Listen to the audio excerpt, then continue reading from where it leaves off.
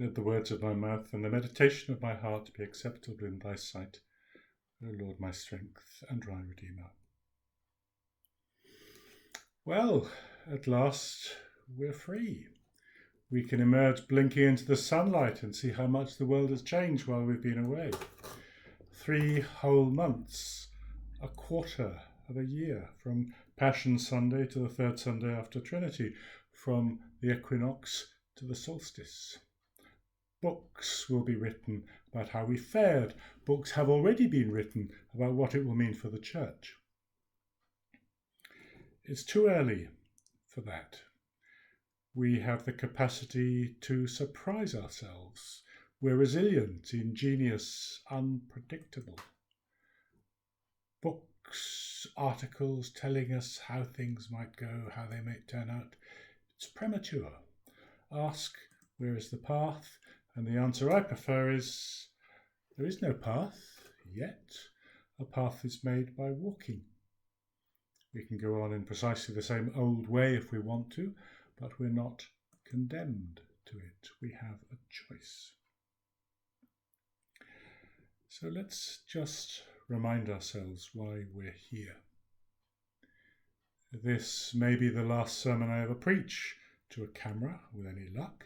So I'll start by going back over some of the things I've said over this medium. And that's the question that is best to start with. Why are we here?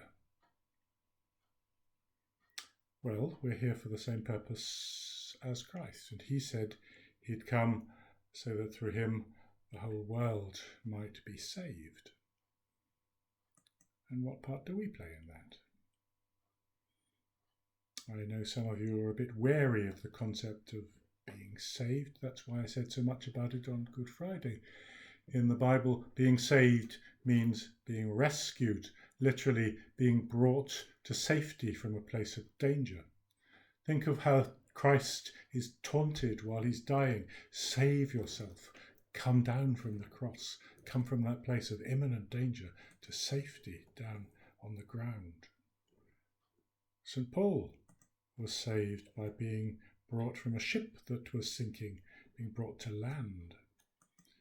Jesus himself saved people by restoring them to health and so bringing them back into the middle of the community from which the Jewish law exiled people who were sick until they could come back having been declared whole again by the priests. If you want to know what it would mean to be saved in the 21st century in Sulhamstead or after Nervet or Padworth or Bearfield or Mortimer, just ask yourself what you might need to be saved from. Loneliness, perhaps, anxiety, an undue sense of unworthiness, addictive behaviour, a tendency to unkindness or self-importance, an undue sense of self-worth. The list can be as long as the number of people you ask.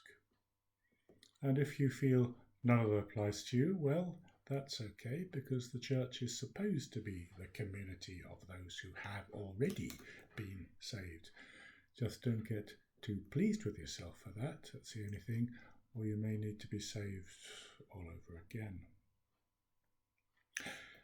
Secondly, although Jesus went around saving people, rescuing them, bringing them into a place of safety, although he went in saving them one by one, it was in order to make a community.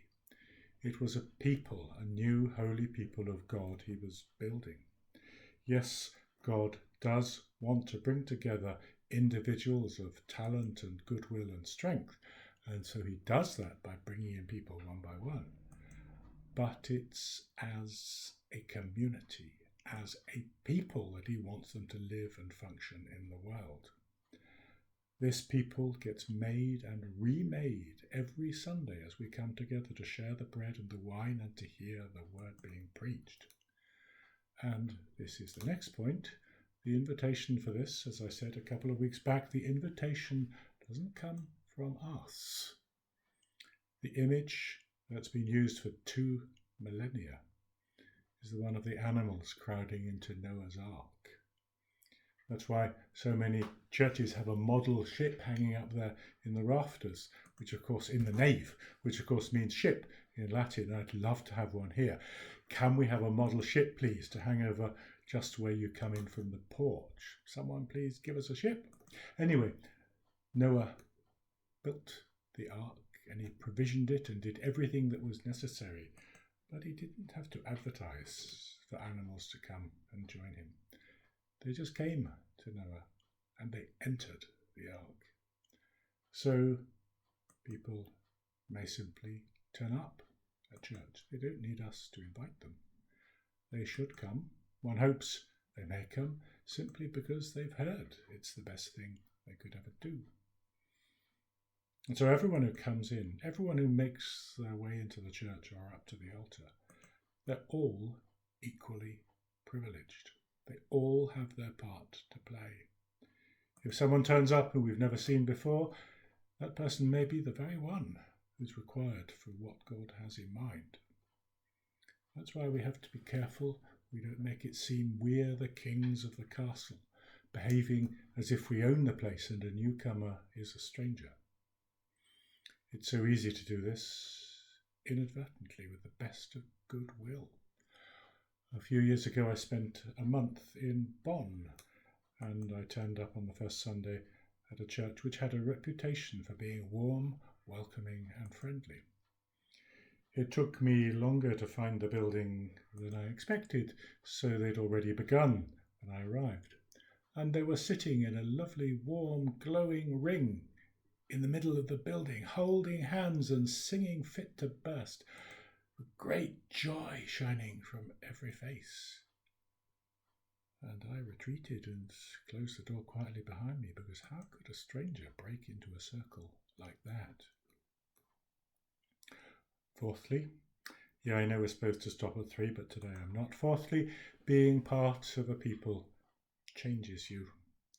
It's what's called by social scientists emergent behaviour. Being in a group makes you function differently.